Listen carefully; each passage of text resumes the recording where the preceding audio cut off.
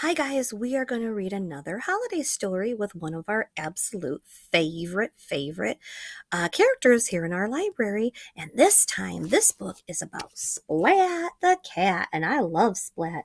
He is a big old fat black cat like the one I have at home. Written by Rob Scotton. Merry Christmas, Splat. And there is Splat the cat with his best friend Seymour. There's Seymour. Merry Christmas, Splat.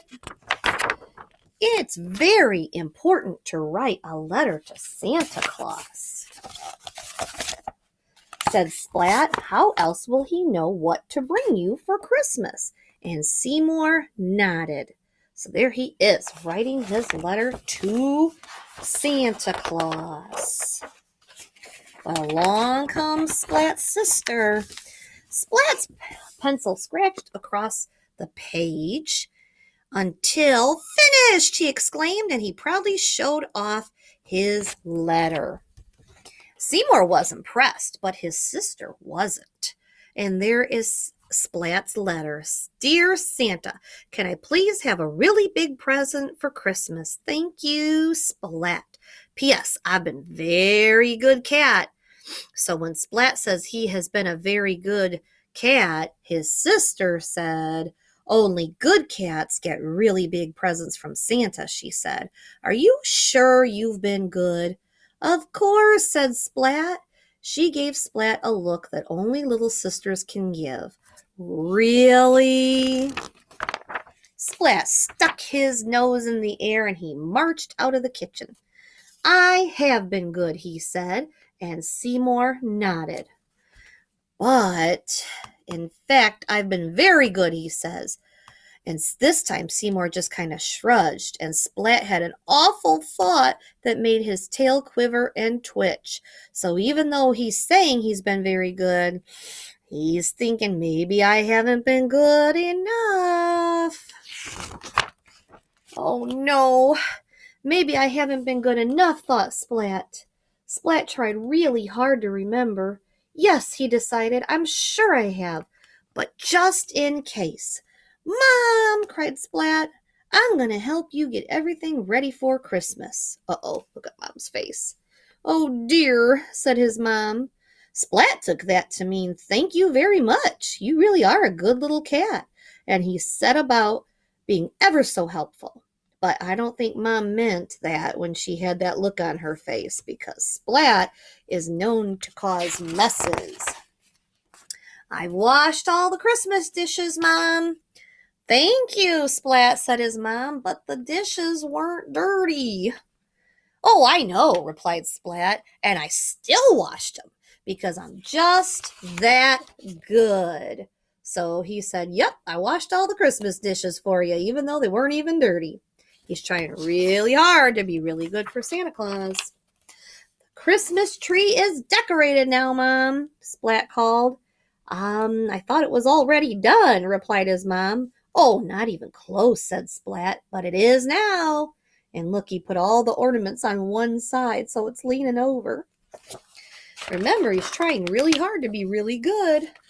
I'm going to clear the snow from the path, Mom, said Splat. Wait, his mom called. Oh no, she said, don't do it.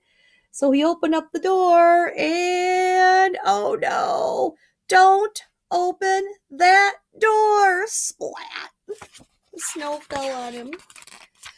Phew, being so good is very tiring, said Splat. Oh, it certainly is, said his mom. I think I'll go to bed now, said Splat. That's a good idea, said Mom. So Splat snuggled under the covers and he closed his eyes, but his eyes wouldn't stay closed. Maybe I'd better wait up for Santa and tell him how good I've been, said Splat. So there he is. He can't go to sleep because he's still worried about being good enough. So Splat took his flashlight from his drawer and he waited. All was quiet until clip-clop, clip-clop, Splat heard reindeer on the roof. But the clip-clop turned into tick-tock. It was only the clock. Next, Splat rolled over just in time to see a shadow appear on the wall. Santa! Splat cried. But it was only Seymour making snow angels on the window. Splat huffed and he plumped up his pillow. And he waited some more. So there he is waiting with his flashlight. Santa has to come soon, thought Splat. But the rest of the night passed by silently, peacefully. Not even a whisper. But look at all the pictures. Santa's coming down the chimney. Santa's behind Splat. And then Santa's going back up the chimney. So Splat keeps looking in the wrong direction and keeps missing Santa. Christmas morning shone through Splat's bedroom window. But he didn't feel the least bit excited. His little sister came in to wake him. I guess I haven't been good after all, he said. I told you so, said his little sister. But you can play with Kitty if you like. That's her doll. Thanks, Splat said in a little voice. Splat's little sister led him down the stairs. It was too quiet. There were no presents around the tree, and the rest of his family was nowhere to be seen. Because I haven't been good enough, said Splat. Santa hasn't visited us at all. Poor Splat. No presents.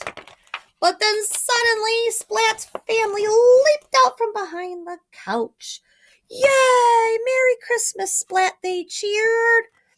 And they were holding a really big present just for Splat. So they surprised him. They tricked him, which probably wasn't too funny. But there is a huge present just for Splat.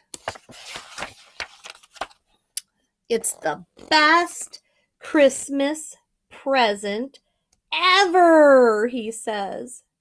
Now, what's fun about this book is we don't know what's in the box. He just says it's the best Christmas present ever. And remember, he wanted something really big from Santa. So that's for you guys to guess what was in that box that made him so excited. And what's awesome is that you can pick anything to be in that box. So have fun guessing with your family of what might have been in Splat's box. Okay, you guys have a great, great day. I enjoyed reading that one. He's one of my favorites. Bye-bye.